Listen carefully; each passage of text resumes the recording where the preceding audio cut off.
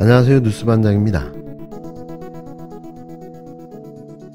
노인 비하 등 과거 발언 논란에 휩싸인 국힘당 민경우 비상대책위원이 올해 초 이태원 참사 유가족도 폄훼하는 발언을 한 사실이 확인됐습니다. 해당 보도가 나온 지 몇 시간 뒤 민 의원은 당 지도부에 누를 끼치고 싶지 않다며 비대위원직을 사퇴했는데요. 일명 또 주랭랑을 친 거죠. 민 의원은 이날 입장문을 통해 비대위원직을 사퇴한다며 과거 발언에 대한 논란 때문에 비대위의 출발에 누를 끼치고 싶지 않았다고 밝혔는데요. 그러면서 앞으로는 저희 위치에서 운동권 정치 청산을 위해 최선의 노력을 다하겠다며 터진 입이라고 끝까지 씹으려댔습니다. 한동훈 비대위원장은 동료 시민에게 빨리빨리 돌아가시라고 한 노인 혐오 발언과 결혼과 출산의 결정권자는 남성이라고 한 여성 폄훼 발언에 대해 어떻게 생각하십니까? 한동훈 비대위는 국민의힘 막말과 혐오 DNA를 그대로 물려받았습니까? 윤석열 정권의 인사 참사 제조기 한동훈 위원장이 꾸린 국민의힘 비대위의 면면이 가관입니다. 윤석열 정부 인사에 대한 부실 검증에 앞장선 것도 부족해서 비대위원 인선마저 부실 검증한 것입니까? 국민의힘 비대위가 추구하는 세대교체와 인적 쇄신의 방향이 민경우 비대위원이 말한 노인네들은 빨리빨리 돌아가셔라 라는 노인 혐오입니까? 아니면 내가 감옥 간다, 저 XX 죽이고 라며 경찰과 몸싸움까지 벌이며 한 시민에게 가한 언어폭력입니까?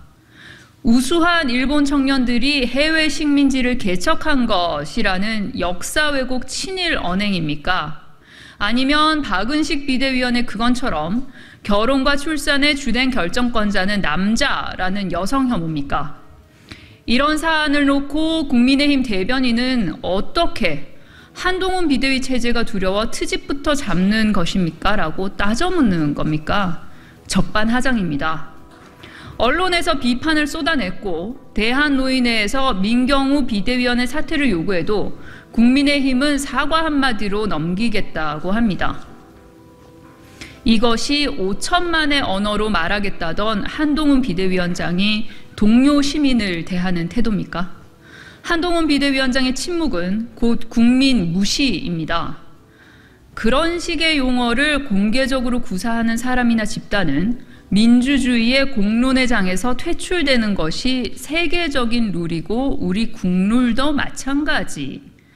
한동훈 위원장이 잘난 척하며 말했던 세계적인 룰과 국가적 룰에서 국민의힘 비대위만 예외였던 것입니까?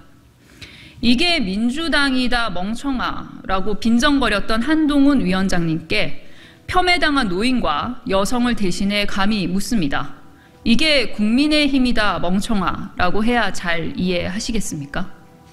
한동훈 비대위원장은 국민 앞에 민경우 비대위원과 박은식 비대위원의 망언에 대해 사과하고 당장 임명을 철회하십시오. 또한 이러한 저급한 수준의 노인 혐오, 여성 혐오 막말에도 어떻게 극우 인사들이 여당 비대위원으로 임명됐는지 그 경위를 소상히 밝히십시오. 지난해 이태원 참사가 발생하고 석 달여가 지난 올해 2월 초 유튜브 방송에 나온 국힘당 민경우 비상대책위원은 민주주의 사회의 다양성이 마냥 괜찮은 거냐며 운을 뗐는데요. 그러면서 이태원 참사 유가족들이 막무가내로 개긴다, 전장현도 막무가내로 개긴다며 이것도 다양성으로 봐야 하느냐고 반문했습니다. 너무 극단적인 진영 정치는 제어해야 한다고 덧붙이긴 했지만 사회가 이렇게 가면 선거가 끝났는데도 국회에서 당에 물려가 난동을 부리는 미국이나 브라질처럼 된다며 비난 발언을 이어갔는데요. 민 비대위원의 설화는 이것뿐만이 아니었습니다. 앞서 민 의원은 지난 10월 유튜브에서 지금 가장 최대 비극은 노인네들이 너무 오래 산다는 거다, 빨리빨리 돌아가셔야 한다고 말해 거센 비판을 받았는데요. 또 일본이 임진왜란 이후에 한때 한반도나 대륙을 경영하려는 거대한 구상을 생각하면서 일본 청년들이 적극적으로 진출했던 게 있다, 역사는 미개한 문명의 수단과 방법이다 등 대한연대 유튜브에서 한 발언도 큰 논란을 빚었습니다. 이와 관련해 민의원은 어르신들을 비하할 생각은 추호도 없다. 신중치 못한 표현에 대해 다시 한번 정중히 사과드린다는 내용의 입장문을 내기도 했는데요. 어디서 뽑을 자가 없어서 그 많은 인사 중 이런 자들을 골라 뽑을 수 있는 걸까요? 참 그것도 능력이라면 능력인데요. 결국 인사 참사만 거듭해온 법무부 인사정보관리단의 수장답게 비상대책위원장이 되고도 제대로 된 인사검증 하나 하지 못해 또 참사가 재현되고 만 겁니다. 이런 자가 무슨 비대위원장을 할까 싶은데요. 지금이라도 그만두는 게 더 낫지 않을까요? 한동훈을 보고 있자면 웬만한 코미디 프로그램보다 더 재미있다는 생각을 하게 됩니다. 차라리 개그맨을 하시기 바랍니다. 공중암투는 그동안 뭐 윤석열 대통령이 많이 해온 것 같은데요. 왜냐면 뭐 이준석 날리고 나경원 날리고 그다음에 뭐 김기현 날리고 어쨌든 그러니까 비대위로 온 거잖아요. 그게 본인은 다 당무에 개입 안 한다고 했는데 당대표 나올 사람 현직 당대표 또 그 당대표 다 날리고 나서 이제 공중암투 안 한다 그러면 국민들이 어떻게 생각할지 모르겠는데, 그러니까 한동훈 장관이 도망가면 안 돼요. 지금 당에서는 이거를 원내대표 사안이다 그래버리면 그러면 한동훈 장관이 할 일이 없어요. 그럼 나중에 그러니까 권한은 받되 책임을 안 지겠다는 얘기잖아요. 그러니까 전형적으로 보면은 도망가는, 그러니까 정치인이 제일 안 좋은 모습 이런 거예요. 자기가 왜 왔는지, 왜 온 거에 어찌 보면 이 특검법을 처리하기 위한 건데 이 곤란한 질문에 대해서는 처음에는 이렇게 딱 얘기했어요. 악법이라고. 그럼 그 다음부터는 뭐 당과 협의해 본다. 기자들 물어도 대답도 안 하고. 그러면 왜 해요? 비대위원장을 할 이유가 없는 거예요. 말씀처럼 이게 요건이 과반 출석이에요. 예. 과반 출석. 과반 출석에 출석 3분의 2 찬성이거든요. 그러니까 우리가 알고 있는 것처럼 200명이 돼야 되는 게 아니에요. 제적의 3분의 2가 아니기 때문에 예. 여러 변수가 생겨요. 여러 변수가 생기는데 또 무기명 투표고, 이런 면에서 보면 이 부분이 제가 보기에 그거를 만약에 오히려 지금 영남에 있는 초재선이나 이런 분들은 오히려 이 법이 고마울 거예요. 왜요? 아니 만약에 공천 지금 다 학살하고 다 잘라버린다 그랬는데 그러면 말은 안 하지만 많은 국민들이 그러면 이분들이 찬성표 던질 수 있어. 못 자르잖아요. 그러면 한동훈 장관이 네. 여기에서 수를 내야 되는데, 그러면 확실하게 선을 그어서 이 법에 대해서는 우리는 무조건 반대표를 던진다. 그리고 그게 공천에 아무 관계가 없다라고 딱 얘기를 해줘야 돼요. 비대위원장이. 예. 근데 그런 얘기를 못 하잖아요. 예. 그런 얘기를 못 한다는 얘기는 재고 있다는 얘기거든요. 한동훈 장관이 뭐 4학년 때 사법고시 합격하고 얼마나 똑똑하겠어요. 모르지 않는단 말이에요. 근데 그 말을 안 해. 그 비대위원장은 왜 하는지 잘 모르겠어요. 이재명 대표를 겨냥한 검찰 수사가 얼마나 무도하고 위법적인 것인지 다시 한번 입증됐습니다. 이화영 전 부지사의 옥중 노트를 통해 검찰이 집요한 회유 협박의 정황이 낱낱이 드러났는데요. 박상용 검사가 나에게 빨리 협조적으로 진술을 마무리하고 맛있는 것을 먹으면서 파티 한번 하자고 얘기했다. 28일 언론에 보도된 이화영 옥중 노트의 한 대목입니다. 이화영 전 부지사가 수사를 담당한 박상용 검사를 거론하며 열거한 내용은 하나같이 충격적인데요. 스마트팜 비용과 이재명 지사의 방북 비용을 쌍방울의 김성태가 대납해 준 것을 인정해달라. 부지사님이 그렇게 진술해도 이 대표가 구속되진 않을 것이다. 그렇게 진술하지 않으면 우리는 부지사님을 주범으로 기소할 수밖에 없다. 옥중노트에는 이러한 회유와 협박이 박상용 검사의 개인적 일탈이 아닌 조직적인 행태임을 보여주는 기록이 가득합니다. 증거도 없는 방북비용 300만 달러 혐의에 대한 허위 진술을 만들어 이재명 대표를 범죄자로 만들기 위함이었는데요. 박상용 검사는 조사 도중 혹은 조사가 끝날 무렵에는 항상 김영남 부장검사 등 상부층의 내 진술에 대한 평가를 받고 추가 조사를 진행했다. 추가 조사는 대부분 이재명 대표에 대한 내 진술이 부족하다는 것이었다. 박상용 검사는 이 상태로는 상부에서 동의할 수가 없다고 한다. 무언가 확실하게 이재명이 연결되어야 당신이 주범이 아닌 종범이 될 수 있다. 처벌도 훨씬 가볍게 받을 수 있다. 지금 재판받고 있는 것도 잘 해결될 수 있다. 불구속 상태로 재판을 받을 수 있다. 검찰이 그렇게 할 수 있다. 시간이 정말 없다. 오늘이 마지막이다 결정하라고 최후의 통첩식으로 압박을 했다. 심지어 허위 진술할 내용까지 구체적으로 짚어줬다는 겁니다. 이재명 지사가 보고받은 후 알았다고 표현하지 않았느냐. 이 부분이 꼭 들어가야 한다. 기왕에 인정한 것 스마트팜 부분도 화끈하게 인정하라. 그러면 이 사건 전체에서 부지사님의 비중은 정말 작아진다. 이뿐만이 아닙니다. 김성태 측에 대한 봐주기 수사를 암시하는 내용도 등장하는데요. 이게 법과 정의를 구현하겠다는 검사가 할 짓이 맞는 걸까요? 오로지 정적을 제거하기 위한 정치공작 수사일 뿐인데요. 수원지검에 묻고 싶습니다.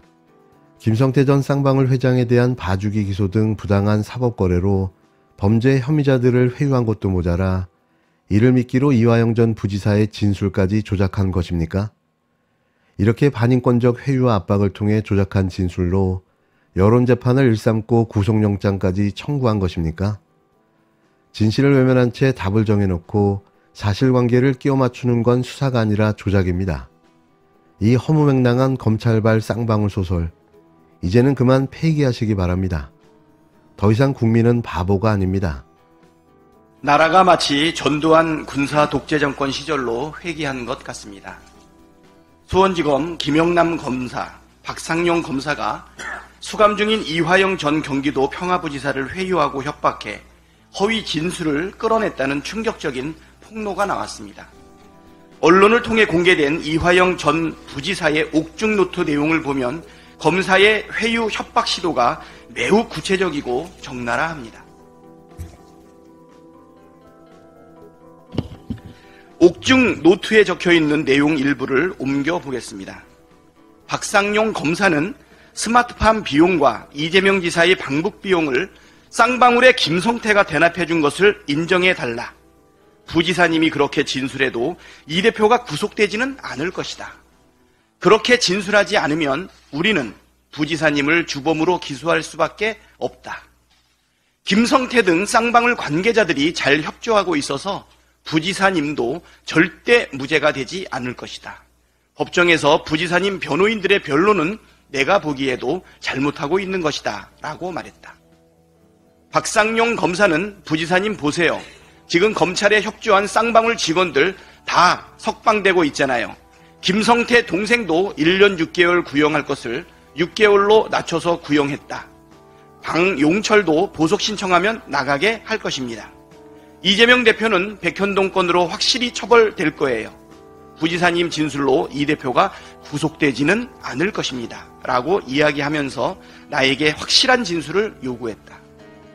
박상용 검사는 이 상태로는 상부에 동의할 수 없다고 한다. 무언가 확실하게 이재명이 연결되어야 당신이 주범이 아닌 종범이 될 수 있다. 처벌도 훨씬 가볍게 받을 수 있다. 지금 재판받고 있는 것도 잘 해결될 수 있다. 불구속 상태로 재판받을 수 있다. 검찰이 그렇게 할 수 있다. 시간이 정말 없다. 오늘이 마지막이다. 결정하라. 고 최후 통첩식으로 압박을 했다. 이와 같이 야당 대표를 제거하기 위해 검찰들이 조직적으로 공작을 벌이고 있는 정황이 적나라하게 담겨 있습니다. 검찰은 회유 협박 사실이 없다고 발뺌하고 있지만 가짜로 지어냈다고 보기엔 내용이 매우 구체적이고 일관됩니다. 어묵했던 군사 독재 정권 시절에나 있었을 법한 일이 2023년 대한민국에서 버젓이 자행되고 있다는 사실에 큰 충격을 받게 됩니다. 이화영 전 부지사의 변호인단은 해당 사건 검사들이 피의자 이화영에게 유죄 처벌을 협박하고 그에 대한 선처를 조건으로 허위 진술을 강요해 이재명 대북 송금 사건을 조작했다며 탄핵 소추 청원을 국회에 제출했습니다. 수사기관의 불법 행위를 국회가 바로 잡아야 합니다. 그래야 또 다른 억울한 희생을 막을 수 있고 그래야 대한민국이 한 발짝이라도 전진할 수 있습니다.